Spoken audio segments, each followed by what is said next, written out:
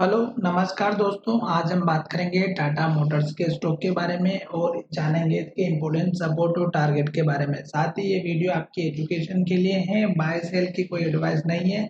फिर भी आप ट्रेड करते हैं तो अपने फाइनेंशियल एडवाइजर से कंसल्ट करें। तो चलिए वीडियो की शुरुआत करते हैं। सबसे पहले हम यहाँ पर बात करेंगे कि स्टॉक चल रहा अपने हाई पर और आज के दिन इस स्टॉक ने हमारी गिरावट दिखाई।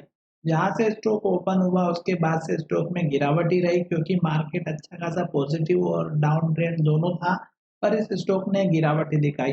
तो अब हमें जो है स्टॉक का सपोर्ट लेवल कहाँ पर देखने को मिलेगा उसकी हम यहाँ पर चर्चा करेंगे, और साथ ही इस वीडियो में बाय सेल की आपको बिल्कुल भी एडवाइस नहीं है। फिर भी आप ट्रेड करते हैं तो अपने फाइनेंशियल एडवाइजर से कंसल्ट जरूर करिएगा। तो चलिए वीडियो की शुरुआत करते हैं।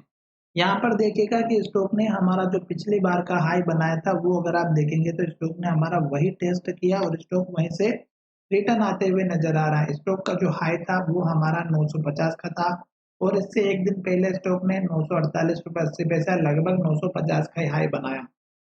आज के दिन क्या किया कि स्टॉक ने जो ओपनिंग प्राइस दी 941 रुपये 80 पैसा की, स्टॉक ने वहीं से 1 रुपये ऊपर 942 रुपये 65 पैसे तक गया और फिर स्टॉक ने लो बनाया 931 रुपये का और लो के पास ही क्लोजिंग दे दी। तो अब स्टॉक में इसका मतलब ये हुआ कि स्टॉक अभी के लिए फिलहाल अभी के लिए स्टॉक ऊपर जाने के मूड में नहीं है। ठीक है, इस बात का ध्यान रखिएगा। क्यों? क्योंकि स्टॉक ने ये साबित कर दिया कि जहाँ से स्टॉक ओपन हुआ वहीं से गिर गया और स्टॉक ने रेड कैंडल बना दी और लो बना दिया। तो कल के दिन भी स्टॉक में गिरावट देखने को मिलेगी अगर हमारा 931 रुपये का जो लो बना है ये ब्रेकआउट होता है। तो हो सकता है कि स्टॉक इसके नीचे ही ओपन हो और स्टॉक में और गिरावट रहे, इस बात का ध्यान रखिएगा। साथ ही अभी स्टॉक चल रहा है अप ट्रेंड में और लॉन्ग टर्म वालों के लिए भी स्टॉक अप ट्रेंड में कंटिन्यू है, क्योंकि यहाँ पर अगर आप एक मूविंग एवरेज भी यूज करेंगे, सिंपल सा कोई सा भी मूविंग एवरेज अगर आप यूज करेंगे लॉन्ग टर्म के लिए, तो आपको 200 दिनों का एटलीस्ट यूज करना चाहिए। तो 200 दिनों का मूविंग एवरेज मैं आपके सामने पेश करता हूँ, ये देखिएगा। तो स्टॉक में जो मूविंग एवरेज है वो बहुत ही नीचे है और स्टॉक की प्राइस बहुत ऊपर है। साथ ही यहाँ पर एक मूविंग एवरेज और मैंने 9 डेज का एवरेज का यूज किया हुआ है, जो आपको यहाँ पर दिखाई दे रहा होगा कि स्टॉक जब जब इसके आसपास आता है स्टॉक यहाँ से सपोर्ट लेकर के ऊपर की तरफ चला जाता है। तो यहाँ पर भी स्टॉक वही काम करता है, यहाँ पर भी मूविंग एवरेज वही काम करते हुए नजर आ सकता है, क्योंकि इसी के आसपास चल रहा है। तो एक बात तो ये चीज आपको समझ में आ गई होगी। दूसरी, यहाँ पर स्टॉक ने जब हाई बनाया और गिरावट आई तो स्टॉक ने इस कैंडल के लो पर जो है हमारा लेवल बनाया था। तो इस लेवल को आप अपना मेजर स्टॉप लॉस या सपोर्ट लेवल लेकर के चलिएगा। क्यों? क्योंकि स्टॉक अगर हमारे इस लेवल को तोड़ता है जो लगभग हमारा 894 का लो बना हुआ है, ये अब आपका मेजर स्टॉप लॉस या सपोर्ट लेवल रखना होगा। अगर आप लॉन्ग टर्म में भी इन्वेस्ट करते हैं तो एटलीस्ट आपको अपना स्टॉप लॉस या सपोर्ट लेवल लेकर के चलना होगा, जो मैं यहाँ पर आपको हर बार बताता हूँ कि लास्ट के हाई का जब बनने के बाद गिरावट आती है और जहां तक गिरता है स्टॉक, वो लेवल आप लेकर के चलिएगा। क्योंकि आपको एक्यूरेट अगर प्रॉफिट निकालना है तो एटलीस्ट आपको ये रखना ही होगा। दूसरी बात, उसके बाद स्टॉक अगर इस लेवल को तोड़ता है तो स्टॉक में यहाँ पर आप देख सकते हैं ये एक हमारा हाई बना हुआ है जो 826 का है, और ये लेवल हमारा बहुत ऊपर रह जाएगा। क्यों? क्योंकि स्टॉक में ये जो गैप है ये बहुत ज़्यादा हो जाएगी और परसेंट वाइज अगर हम देखें तो ये और भी ज़्यादा हो जाती है।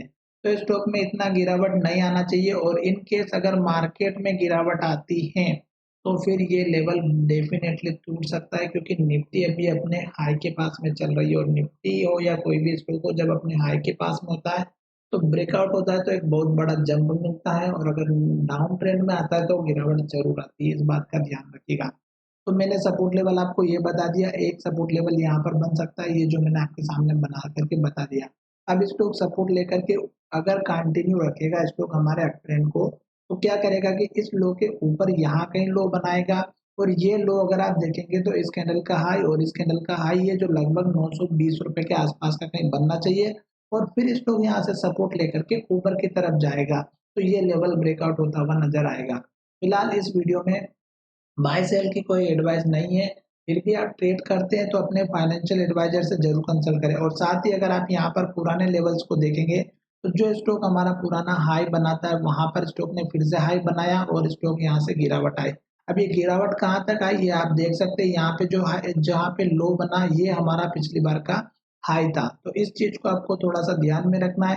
और सबसे इम्पोर्टेंट बात यहाँ पर ये है कि स्टॉक जब हमारे इन लेवल्स पर आता है, तब आपको अपना वॉल्यूम और डिलीवरी परसेंटेज एटलीस्ट जरूर चेक करना चाहिए कि स्टॉक में कितने वॉल्यूम के साथ ट्रेडिंग हो रही है, कैंडल कौन सी बन रही है, साथ ही क्लोजिंग कहाँ पर हो रही है और उस दिन स्टॉक में वॉल्यूम के साथ में डिलीवरी कितनी आई है।